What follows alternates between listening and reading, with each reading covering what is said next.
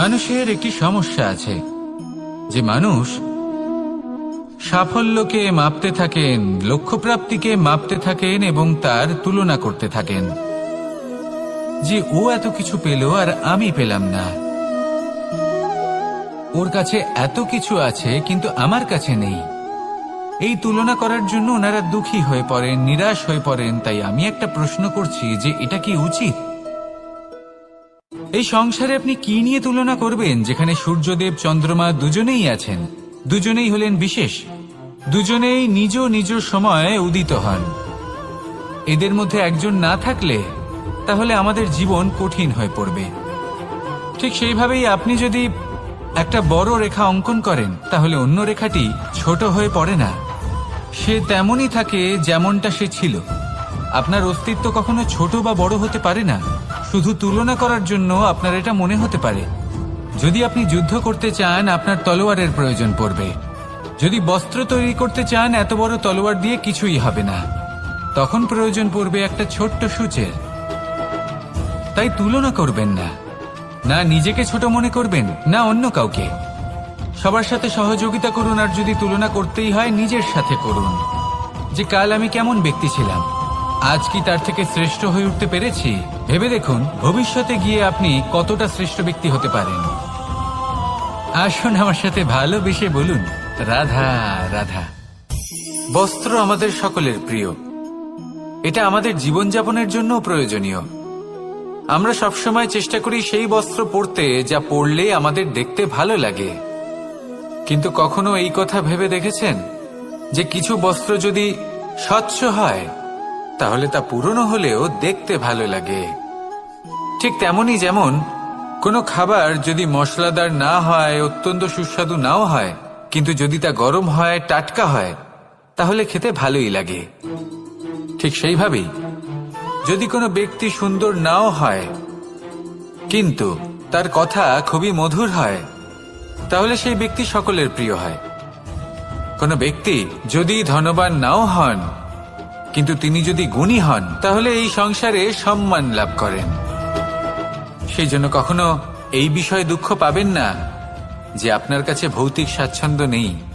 আপনার কাছে সবথেকে বড় বস্তু, সবথেকে মূল্যবান বস্তু যেটা আছে সেটা হলো আপনার আত্মা, আপনার মন, আপনার বিচারধারা, আপনার গুণ, আপনার কথা। এগুলো সবসময় শুভ রাখুন এবং সবসময় নিজের সাথে রাখুন। এই জীবন সফল হবে এবং প্রেমময় হয়ে বলে উঠবে রাধা রাধা। নন্দ বাবাও খেলার ছলে খুব বড় বড় শিক্ষা দিতেন। অনেকদিন আগেকার কথা, বাবা আমার জন্য একটা মানচিত্র নিয়ে এলেন। এটা ছিল জম্বুদ্বীপের মানচিত্র, ঠিক যেন একটা ধাঁধা যা টুকরো টুকরো করে বিভিন্ন দিকে ছড়ানো, যেগুলোকে আমায় জুড়তে হতো। ব্যাস শুধু এটুকুই ছিল আমার কাজ। আমি বারবার প্রচেষ্টা করলাম কিন্তু বারবার অসফলই রয়ে গেলাম। বাবা এটা দেখলেন এবং হাসলেন। বাবা বললেন, একটা কাজ করো, এই প্রত্যেকটি অংশকে উল্টে রাখো। আমিও উল্টে রাখলাম। তারপরে দেখলাম প্রত্যেক অংশে মানুষের শরীরের কোনো না কোনো অংশ চিহ্নিত। কোথাও হাত আছে, পা আছে, কোথাও মুখ আছে। বাবা বললেন যে এবার এটা জুড়তে চেষ্টা করো। আমিও জুড়ে দিলাম। মানুষের মানচিত্র পূর্ণ হলো। এবার বাবা বললেন এটা উল্টে রাখো, মানচিত্র পূর্ণ আকার ধারণ করেছে। আমি বললাম ঠিক আছে। আমি উল্টে রাখলাম, দেখলাম জম্বুদ্বীপের মানচিত্র পূর্ণ হয়েছে। বাবা বললেন যদি দেশকে সফল করে তুলতে চাও, শক্তিশালী করতে চাও, স্থির বানাতে চাও, তাহলে সবার আগে দেশবাসীকে একত্রিত করতে শেখো। সকল সৈন্যগণ যখন একজোট হয়ে দাঁড়াবে তখন দেশের শক্তি আরো বেড়ে যাবে। শুধু তাই নয়, বাবা বললেন যদি ভালোবাসার সাথে জড়িয়ে পড়ো তাহলে পরমাত্মাও তোমার সামনে এসে দেখা দেবেন। তাহলে এটাই করুন আর আমার সাথে ভালোবেসে বলুন রাধা রাধা। ছোটবেলা থেকেই আমি গরু চড়িয়ে অভ্যস্ত, সেই জন্য সকলে আমাকে গোপাল নামে ডাকত। কিন্তু গোপাল হয়ে আমি একটা অমূল্য শিক্ষা লাভ করেছি। আমি দেখেছি যে গৌশালাতে অনেক বাছুরের মধ্যে একটি গাই তার নিজের বাছুরকে অবশ্যই চিনে ফেলে। যেখানে সমস্ত বাছুর একই রকম দেখতে এবং প্রত্যেকের স্বরও সমান, তারপরেও সকল বাছুরের মধ্যে নিজের বাছুরকে ঠিক চিনতে পেরে যায় এবং তার সাথেই থাকে। ঠিক এইরকমই কিছুটা হয় আমাদের কর্ম এবং তার কর্মফল। আপনি সবার মাঝে থেকেও কোনো কর্ম যদি করেন, সেই কর্মফল সবার মধ্যে আপনাকে চিনে ফেলবে এবং আপনার সাথেই থাকবে। তাই যখনই কর্ম করবেন ভেবে চিন্তে করবেন। কোনো কর্ম করার আগে একবার ভেবে দেখুন, তাহলে জীবনে বারংবার অনুতপ্ত হতে হবে না। কারণ বিষয়টা কিছুটা এরকম যে এই সংসারে আপনি কাল, কর্মফল এবং সময়, এই তিনের হাত থেকে কখনো লুকোতে পারবেন না, কখনো পালাতেও পারবেন না। আসুন আমার সাথে ভালোবেসে বলুন, রাধা রাধা। জন্ম এবং মৃত্যু, একটি হলো জীবনের সূত্রপাত, আরেকটি জীবনের সমাপ্তি। এটা হলো একটি চক্র এবং প্রত্যেক চক্রের মতোই এটাও যেখান থেকে শুরু হয় সেখানে এসেই সমাপ্ত হয়। অর্থাৎ প্রত্যেক ব্যক্তি যারা জন্ম নিয়েছেন তার জন্মের সাথে এটা সুনিশ্চিত হয়ে যায় যে তার মৃত্যু হলো অবশ্যম্ভাবী। এই সংসারে এমন কিছুই নেই যা চিরকালের মতো থেকে যায়। এবার এটা আমরা সবাই জানি। আমাদের কাছে যে জীবনটা আছে, যেটা আমরা যাপন করতে পারি, সেই সময়কালে আমরা কি করতে পারি সেটা গুরুত্বপূর্ণ। এমন কিছু করুন যার ফলে মৃত্যুর পরেও আপনি অমর হয়ে থাকবেন। আমাদের কথা, আমাদের কর্ম এই সংসারে প্রেরণা প্রদান করতে পারে। আর যদি আমরা প্রেরণা নাও জোগাতে পারি, তাও এই সন্তোষ বোধ যেন থাকে যে আমরা আমাদের জীবন ব্যর্থ হতে দিইনি। এই জীবন যাপন করার ইচ্ছেতেই আমরা সময় ব্যর্থ করে দিই। আর এই জীবনকে যাপন করার সর্বশ্রেষ্ঠ উপায় হলো এটাই যে কখন আমাদের মৃত্যু হবে, কিভাবে আমাদের মৃত্যু হবে, এই চিন্তা ত্যাগ করে যেন আমরা বর্তমানে বেঁচে থাকি, আজকে বেঁচে থাকি, আজকে দাঁড়িয়ে কর্ম করি এবং আজ যে সংকট সামনে তার সম্মুখীন হই। ভবিষ্যতের পথ নিজে থেকেই উন্মুক্ত হবে। আপনার জীবনে অনেক বড় বড় বিপদরূপী পাথর আসবে। সেই পাথরগুলিকে এতটাই দুর্বল করে দিন যাতে সেই পথ আপনি অগ্রসর হওয়ার পরে আপনার পেছন পেছন যে সেই পথ দিয়ে আসবেন তিনিও যেন সহজেই পাথর চূর্ণ করে সামনে অগ্রসর হতে পারেন। মনে রাখবেন, আপনার প্রচেষ্টারও একটা মাহাত্ম্য আছে। যদি আপনি কোনো কেল্লার শিখরে পতাকা উত্তোলন নাও করতে পারেন, তাহলেও আপনার প্রচেষ্টার যে মাহাত্ম্য তা কখনো কমে যাবে না। সেই জন্য প্রচেষ্টা করতে থাকুন আর আমার সাথে ভালোবেসে বলুন, রাধা রাধা। মানুষ সবসময় চায় যে তার জীবনে যেন কখনো কোনো সমস্যাই না আসে। সে চায় তার জীবন যেন শুধুমাত্র শান্তি এবং সুখের দ্বারা পূর্ণ থাকে। কিন্তু এই চাহিদা অনুচিত কিছু নয়। আমরা সবাই এটাই চাই যে জীবনে সুখ থাক, শান্তি থাক। কিন্তু এই কথা সবসময় মনে রাখবেন, যে সূর্য উদিত হন সংসারকে প্রকাশমান করেন, দুপুরবেলায় সংসারকে রৌদ্র প্রদান করেন, সন্ধেবেলায় তাকেও অস্ত যেতে হয়। এবার আমাদের জীবন চক্র কিছুটা এরকমই। কোনো কিছুই চিরকাল একরকম থাকে না। কখনো এই নদীকে দেখুন যা বয়ে চলেছে। এই নদী যা বয়ে চলেছে তার পথেও অনেক বিপদ আসে। বড় বড় পাথরের সম্মুখীন হয়ে তাকেও সামনে এগিয়ে যেতে হয়। একটি পুকুর যা চারদিক থেকে ঘেরা, তার জীবনে কিন্তু কোনো সমস্যা নেই। কিন্তু এই সংসারে পুকুরের পুজো করা হয় না, পুজো করা হয় নদীকে। মনে রাখবেন, সমস্যার ঊর্ধ্বে তিনি উঠতে পারেন যিনি সমাধি লাভ করেছেন, যিনি এই সংসারেই নেই। যিনি এই সংসারে আছেন এবং জীবিত আছেন, তার জীবনের সমস্যা হলো শ্বাসবায়ুর মতোই গুরুত্বপূর্ণ। আসুন আমার সাথে ভালোবেসে বলুন, রাধা রাধা। বন হলো আমাদের সবারই প্রিয়। সেখানকার সৌন্দর্য, শান্তি, সেখানকার পরিবেশ আমাদের সকলের ভালো লাগে এবং সেখান থেকে আমরা কাঠ পাই, যা সংসারে আমাদের জীবনে আমাদের খুব সহায়ক হয়ে ওঠে। এর দ্বারা আমরা অনেক কিছুই প্রাপ্ত করতে পারি। অনেক বাদ্যযন্ত্র আমরা লাভ করতে পারি। এর অনেকভাবে প্রয়োগ সম্ভব। কিছু কাঠ অত্যন্ত সুগন্ধি হয় যা আমরা ঈশ্বরকে নিবেদন করি, যেমন চন্দন। এবার ভাবুন, একজন অসাবধানী ব্যক্তি, তার হাত থেকে ছোট্ট একটা আগুনের ফুলকি যদি সেখানে পড়ে, তাহলে তা সমগ্র বনকে ভস্ম করে দিতে পারে। আর যখন এই আগুন ছড়িয়ে পড়ে তখন তা কাউকে রেহাই দেয় না। অন্য বৃক্ষকে নয়, পাতাকে নয়, ফলকে নয়, কাঁটাকে নয়, কাউকে নয়, পথে যাকে পায় তাকেই ভস্ম করে দেয়। এই ছোট্ট আগুনের ফুলকি। কিন্তু এই ছোট্ট আগুনের ফুলকি সবার আগে কাকে ভস্ম করে? সেই সকল ছোট ছোট শুকনো পাতা, সেই ছোট ছোট গাছের ডাল।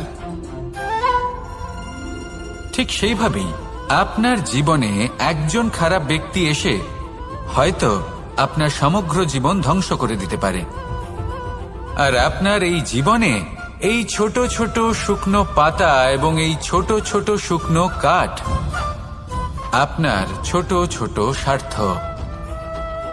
আপনার স্বার্থের দ্বারা এই অশুভ ব্যক্তি আপনার মনে অশুভ আবেগ বাড়িয়ে তুলবে এবং আস্তে আস্তে আপনার জীবন শেষ করে দিতে পারে।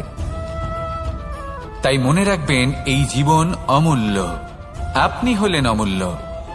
এই জীবন যাপন করুন এবং এই জীবনের কাছে পৌঁছানোর দ্বার আর কোথাও নেই, আপনার কাছেই আছে। আপনার মনে, আপনার বিবেকে, আপনার দৃষ্টিভঙ্গিতে, আপনার ভাবনাতেই আছে। এই দ্বারকে খুলুন, জীবন সফল হবে আর ভালোবেসে বলবে রাধা রাধা।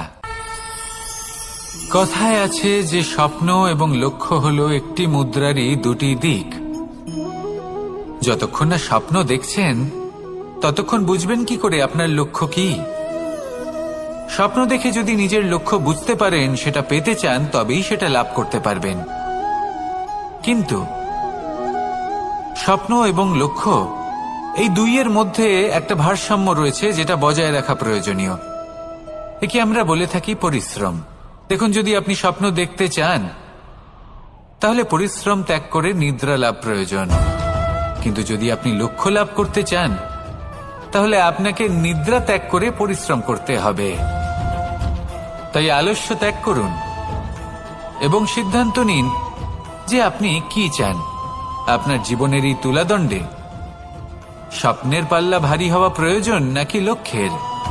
আমার মতে এই দুইয়ের মধ্যে যদি ভারসাম্য বজায় রাখেন তবে পথ নিজে থেকেই সামনে আসবে। শুধু সেই পথে অগ্রসর হতে থাকুন এবং আমার সাথে ভালোবেসে বলুন রাধা রাধা। আমরা সবাই জীবনে সুখ লাভ করতে চাই। শুধু জীবনে কেন, জীবনের পরেও আমরা সুখ লাভ করতে চাই।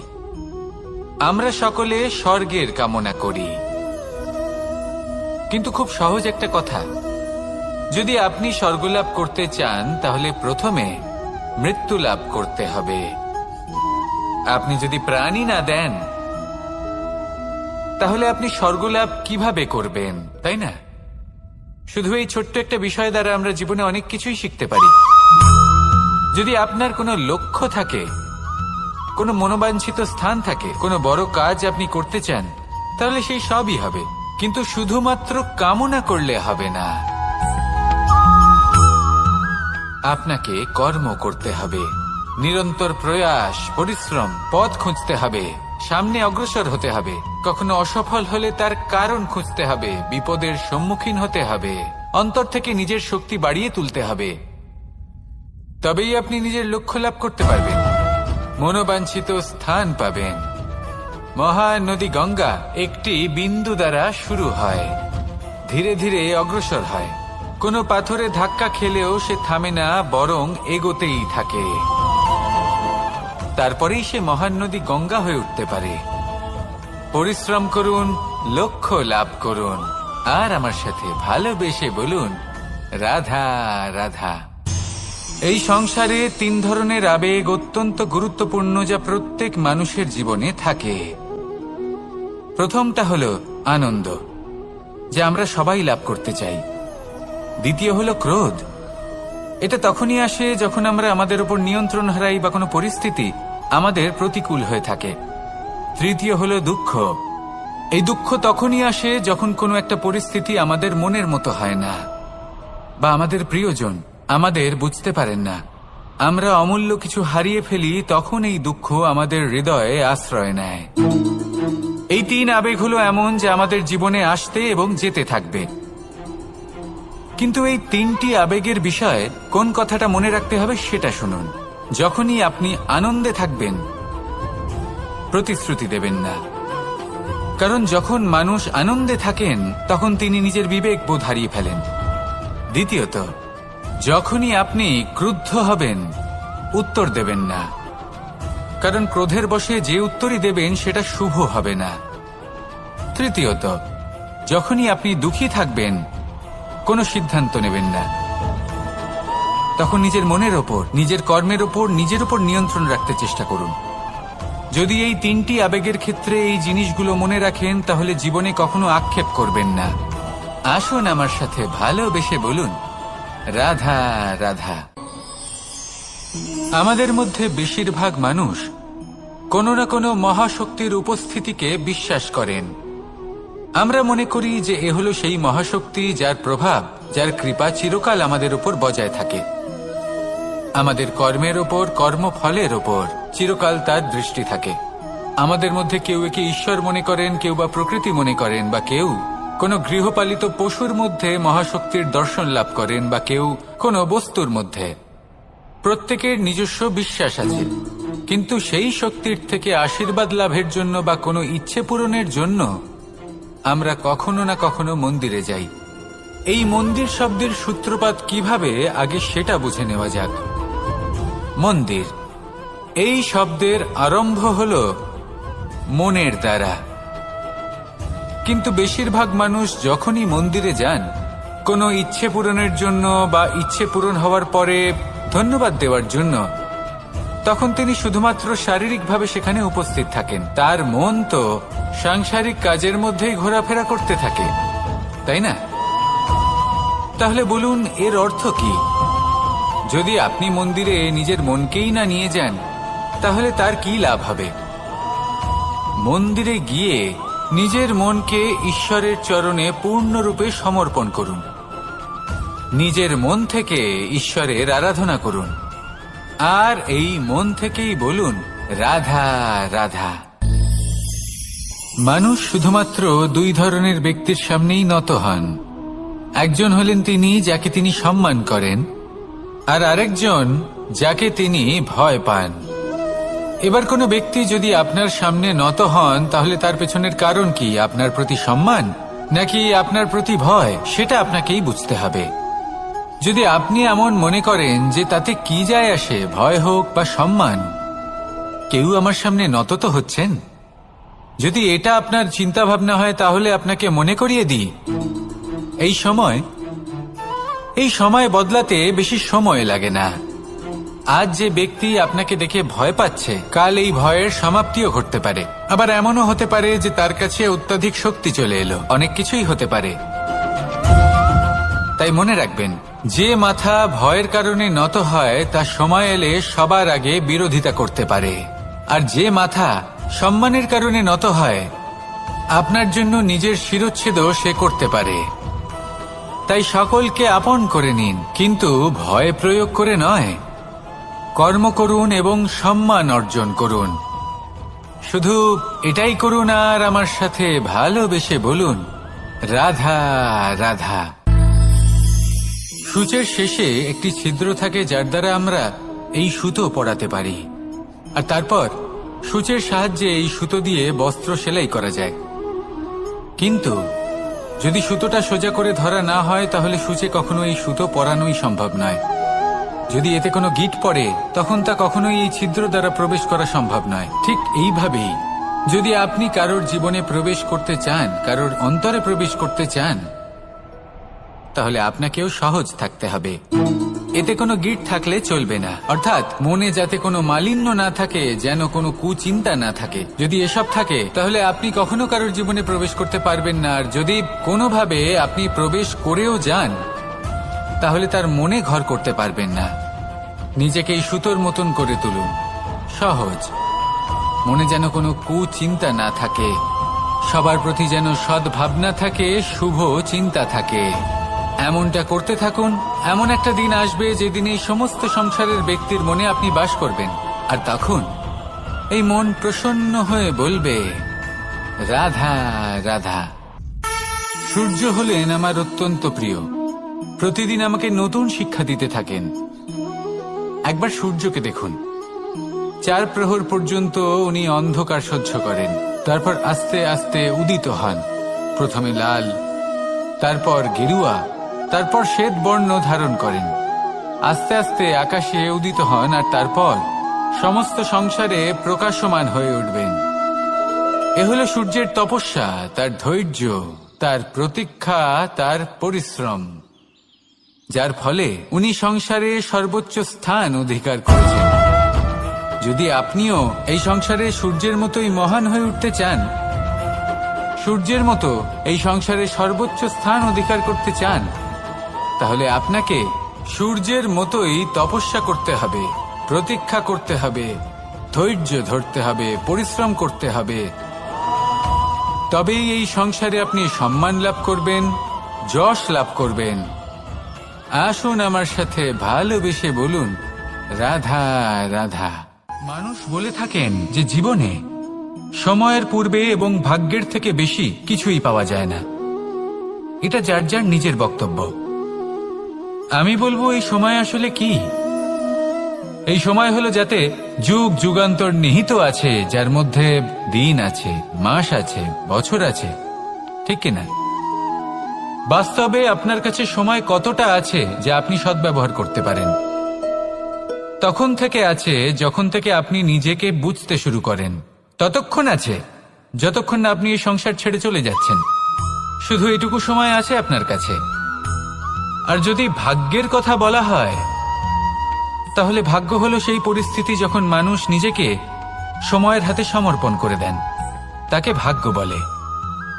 অর্থাৎ আপনি জীবনে পরিশ্রম করেছেন, বিপদের সম্মুখীন হয়েছেন, সামনে এগিয়ে গেছেন, কোথাও পৌঁছে গেছেন, এবং তখন আপনার মনে হলো যে ব্যাস এখানেই থেমে যাওয়া উচিত। তাহলে সেটাই হবে আপনার ভাগ্য। যদি ভাগ্যের কথা বলা হয়, তাহলে বলবো সত্যবানের ভাগ্যে মৃত্যু লেখা ছিল, কিন্তু সাবিত্রীর কর্ম তাকে পুনর্জীবিত করে তুলেছিল। অর্থাৎ এই ভাগ্য বদল করা সম্ভব কর্ম এবং পরিশ্রমের দ্বারা। ভেবে দেখুন, রাবণ মাতা সীতাকে হরণ করেছিল। যদি শ্রীরাম সেটাকে ভাগ্য বলে মেনে নিতেন, তাহলে কখনো ভাগ্য বিধাতা হয়ে উঠতে পারতেন না। ভাগ্য হলো একটা বাঁধন যেটাকে ভেঙে ফেলা খুব প্রয়োজনীয়। নিজের লক্ষ্যের কাছে পৌঁছতে হবে। হতেই পারে এই লক্ষ্য হলো পরমাত্মার কাছে পৌঁছে যাওয়া। আপনি যদি পরমাত্মার কাছে পৌঁছতে নাও পারেন, তাও সেই পথে কিছুটা অগ্রসর হতে পারছেন, তাই না? তাহলে ভাগ্যের এই বাঁধন ভেঙে ফেলুন, নিজের কর্মের দ্বারা নিজের প্রারব্ধ গড়ে তুলুন এবং